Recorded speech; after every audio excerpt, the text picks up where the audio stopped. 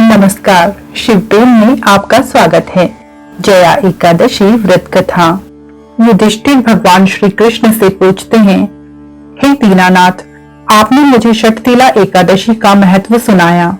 अब आप माघ मास की एकादशी का महत्व एवं कथा भी बताइए। तब भगवान श्री कृष्ण बोले, हे युधिष्ठिर, कलयुग में जया एकादशी की यह कथा पापों से तारने वाली होगी।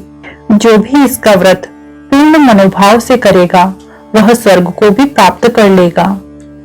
जया एकादशी की व्रत कथा के अनुसार एक बार स्वर्ग की देवता इंद्रदेव की सभा में उत्सव चल रहा था, जिसमें सभी देवता उपस्थित थे। इस उत्सव में गंधर्व गीत गान कर रहे थे, वहीं गंधर्व कन्याएं नृत्य कर रही थी।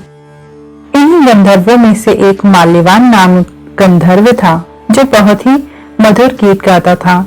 वहीं एक पुष्पवती नामक रूपवान गंधर्व कन्या भी उपस्थित थी।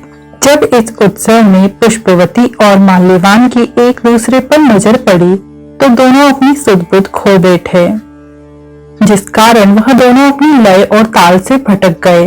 ये देखकर इंद्रदेव क्रोधित हो गए और उन्होंने दोनों को स्वर्ग से वंचित होकर पृथ्वी पर पिशाचों सा जीवन जीने का श्राप दे दिया। इंद्रदेव के द्वारा दिए गए श्राप के प्रभाव से वह दोनों प्रेत योनि को प्राप्त हुए और इसके बाद हिमालय के पर्वत पर एक वृक्ष के नीचे रहते हुए अनेक कष्ट भोगने लगे।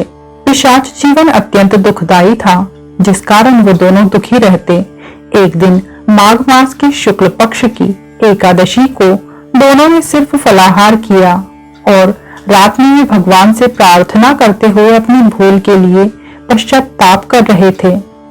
ठंड की वजह से उन दोनों की मृत्यु हो गई, क्योंकि उन्होंने जाने अनजाने ही सही लेकिन जया एकादशी का व्रत पूर्ण कर लिया था। अतः उन्हें पिशाच योनि से मुक्ति मिली। इस तरह एक सुंदर विमान के द्वारा वह दोनों पुनः स्वर्गलोक में आ गए।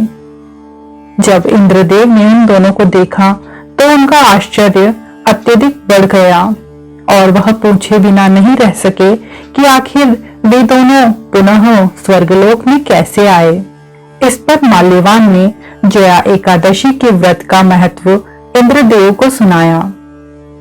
तो यह थी जया एकादशी की व्रत कथा।